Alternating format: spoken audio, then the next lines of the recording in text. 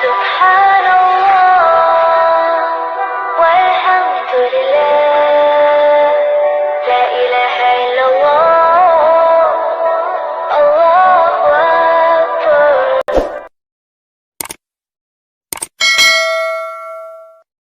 اعوذ باللہ من الشیطان الرجیم بسم اللہ الرحمن الرحیم وَهُوَ الَّذِي خَلَقَ السَّمَاوَاتِ وَالْأَرْضَ فِي سِتَّةِ أَيَّامٍ وَكَانَ عَرْشُهُ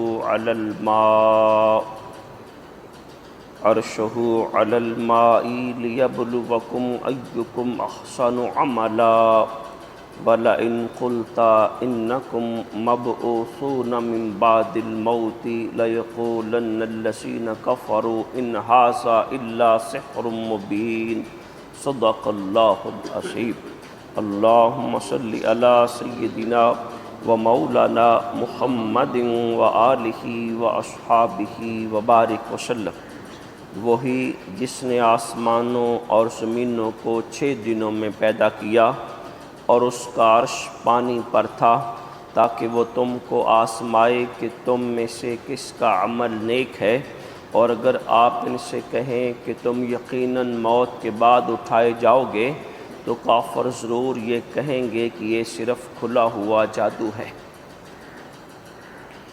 اللہ عز و جل نے قرآن مقدس میں متعدد مقامات پر زمین و آسمان کی تخلیق کے 6 دنوں میں پیدا کیے جانے کا بیان فرمایا اور اپنے عرش کو پانی پر بیان فرمایا.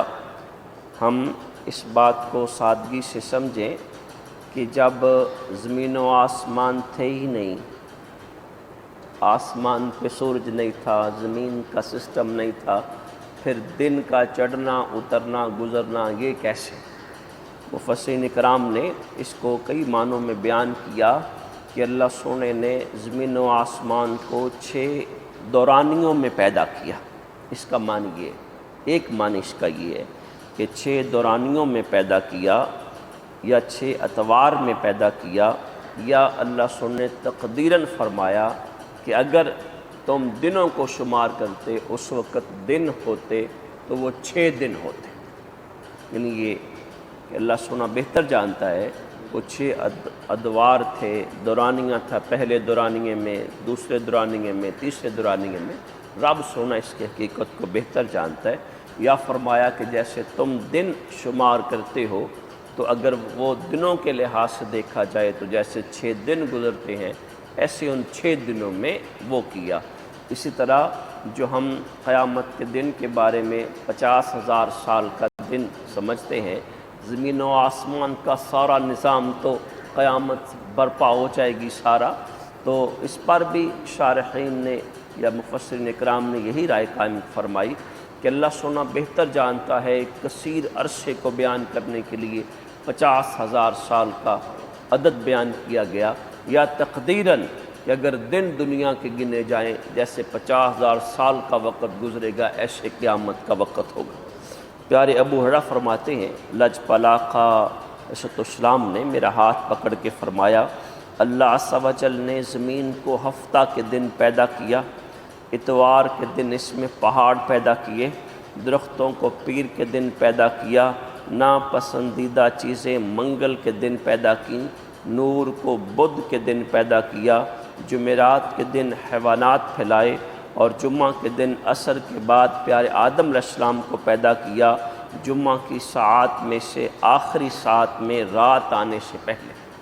یہ جو 6 دن ہیں ان سب دنوں میں اللہ سبحانہ جو اپنی مخلوقات پیدا فرمائیں اس کے حوالے سے اور بھی احادیث میں یا کئی احادیث میں یہ ایسے الفاظ یہ باتیں معلوم ہیں کہ اللہ عز و جل نے کس دن میں، یعنی کئی کتب احادیث میں یہ روایت موجود ہے. اللہ عز و جل نے وہ اپنی قدرت کا اظہار فرمایا کہ رب تعالیٰ وہ ہے. پیچھے جو ہم کل آیا مقدسہ پڑھ رہے تھے کہ جو بھی زمین پر ہے اس کا رزق اللہ تعالیٰ نے اپنے ذمہ کرم پہ لیا ہوا ہے. اللہ سونا متصل جو آیت بیان فرما رہا ہے، اللہ سونا یہ بات بیان فرما رہا ہے کہ لوگو تم کچھ سوچو نہ، تردد کا شکار نہ ہو، شک کا شکار نہ ہو کہ رب تعالیٰ رزق کیسے دینے والا ہے، کہاں سے دینے والا ہے، وہ رزق کا سارا کائنات کا نظام ہی اس رب نے تخلیق فرمایا۔ اس زمین و آسمان کی تخلیق ہی کہ تم کھیتوں میں اناج کا سوچو، تم فصلوں سے اناج کا اندازہ کرو، تم درختوں سے پھلوں سے اناج کا اندازہ کرو، یا تم سمندر سے یا جیسے بھی تم چوپایوں سے دودھ گوشت کا اندازہ کرو، لوگو وہ رب وہ ہے جس نے ساری کائنات کو تخلیق کیا۔ انسانوں تمہیں بھی تخلیق کیا ہے، زمین و آسمان کو بھی۔ تعالیٰ نے اپنے عرش کا ذکر فرمایا۔ میرے محبوب علیہ السلام کی کثیر احادیث ہے کہ اللہ عز و جل نے سب سے پہلے یاقوت کو پیدا فرمایا۔ یاقوت کو پیدا فرمایا تو اس کو نگاہ ہیبت سے دیکھا تو وہ پانی بن گیا۔ نگاہ ہیبت سے ہم ان کو کسی مانوی ظاہری معنی میں نہ لے، یہ رب کا بس اس کا محبوب جانے، رب تعالیٰ بہتر جانتا ہے۔ تو اس کو جب ہیبت سے دیکھا تو پانی بن گیا، اور اللہ سونے نے اس پر اپنا عرش تخلیق فرمایا۔ اور مفسرین نے یہ بھی فرمایا کوئی یہ نہ سمجھے کہ نیچے پانی ہے اور یوں کر کے اوپر عرش ہے، ایسے نہیں ہے۔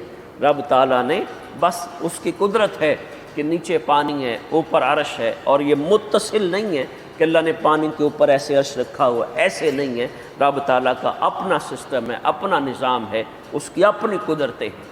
اور پھر مفسرین نے فرمایا لوگوں، ہم جب بھی اپنی کسی مکان کا بنیاد کا معاملہ کرتے ہیں تو ہم نمی کو کم سے کم اوپر جتنا بھی ہو کہ ہم روڑی ڈال لیں، اوپر سیمنٹ کی بجری کی تہ بچھائیں، سریا، کہ ہماری بنیاد کمزور نہ ہو جائے، بیٹھ نہ جائے۔ اے میرے رب سبحان تیری قدرت، تو فرماتا ہے کہ میں نے اپنا عرش پانی پر رکھا۔ یہ اللہ کی قدرتوں میں سے قدرت ہے، اس کی ایک قدرت کا اظہار ہے۔ رب تعالیٰ فرماتا ہے کہ میرا عرش پانی پر ہے۔ اور پھر ہم یہ بھی جانتے ہیں رب تعالیٰ نے فرمایا میں نے سب سے پہلے قلم کو پیدا فرمایا اور اسے فرمایا لکھ۔ عرش کی مولا کیا لکھوں؟ رب نے فرمایا جو پہلے ہو گیا، جو قیامت تک ہونے والا ہے، سارا لکھو۔ یہ اللہ سونے نے اس حدیث میں جو میں نے بیان کی، یاقوت کو پیدا فرمایا، ہیبت کی نگاہ سے دیکھا تو پانی بن گیا، یہ مختلف احادیث میں جو آتا ہے رب تعالیٰ نے عرش پیدا فرمایا، پانی پیدا فرمایا، قلم پیدا فرمایا، یہ سب جو ہم روایات پڑھتے ہیں ان میں جو احادیث صحیحہ ہیں بلا شبہ ان میں تقدیم و تاخیر کے حوالے سے اگر ہم بحث میں جائیں گے، یا ہم معاذ اللہ پاک ہم سب کو امت محبوب کو محفوظ رکھے فتنہ اور فرقہ واریت کے معاملے میں جائیں گے، رب تعالیٰ نے جو فرما دیا، اس کے محبوب نے جو فرما دیا وہ حق ہے، جیسا کہ حدیث میں آتا ہے رب تعالیٰ نے سب سے پہلے اپنے محبوب کو پیدا فرمایا۔ تو یہ سب چیزیں وہ ہیں جو ہم حدیث میں کثیر حدیث میں پڑھتے ہیں۔ اور پھر اس چیز کو بھی بیان فرمایا اللہ تعالیٰ نے کہ لوگوں دیکھو کہ ہم نے زمین و آسمان کو پیدا فرمایا، عرش کو پانی پر رکھا، لِيَبْلُوَكُمْ أَيُّكُمْ أَحْسَنُ عَمَلًا۔ میرا قرآن پڑھو، میری قدرتیں جانو، میری توحید کی، میری قدرت کی نشانیاں دیکھو لوگو، پھر حق کا راستہ انتخاب کرو، پھر راہ حق تلاش کرو، میری اطاعت و بندگی کا راستہ اختیار کرو۔ میرے سوا کون ہے جو کائنات کا خالق و مالک ہے، اور میری اس کائنات کے سوا کسی اور کی کائنات دکھاؤ کہاں ہے۔ جو سورہ رحمان میں فرمایا زمین و آسمان کے کناروں سے نکل کے تو دکھاؤ، کوشش کر سکتے ہو، تم نکل نہیں سکتے۔ تو اللہ عز و جل کی توحید کا راستہ، پھر تم احسن عمل، اور احسن عمل میں سب سے مقدم کیا ہے؟ رب کی توحید، ایمان ہے تو جتنے بھی تم اچھے سمجھے جانے والے عمل کرو گے وہ مقبول ہیں، ان کے بارے میں اجر کی امید ہے۔ لیکن اگر اس کی توحید کا انکار ہے، جتنا بھی اچھا قانون، جتنا بھی اچھا اخلاق، جتنی بھی انسانیت کی مخلوقات کی خدمت صحیح راستہ انتخاب کر لو۔ رب کی بارگاہ میں قبولیت نہیں ہے، قبولیت ہے تو اس کائنات کا خالق و مالک اس کو ماننے کی بنیاد پر ہے۔ اللہ عز و جل کو اس کائنات کا خالق و مالک مانو، پھر راستہ اختیار کرو، پھر اپنی زندگی گزارنے کا راستہ اختیار کرو۔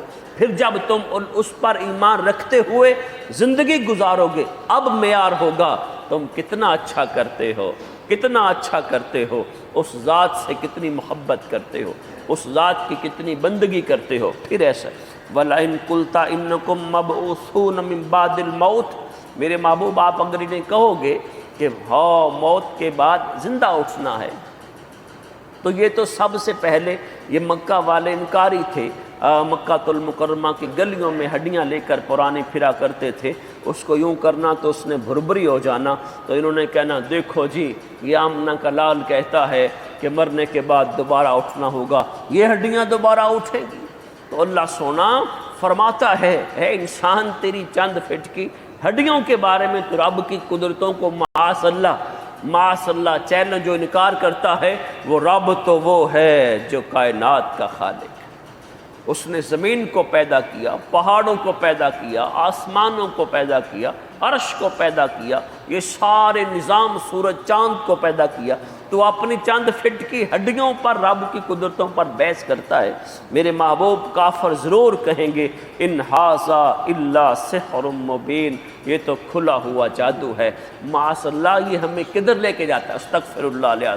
میرے محبوب علیہ السلام کے قرآن پڑھنے پر اپنی ہٹ درمی کا اظہار کرتے، اپنی ضد اپنی بدبختی کا اظہار کرتے، وہ حق کو قبول نہ کرتے، معاذ اللہ الزام تراشی کرتے۔ اللہ سونا ہمارے ایمان کی حفاظت لبیک لبیک لبیک یا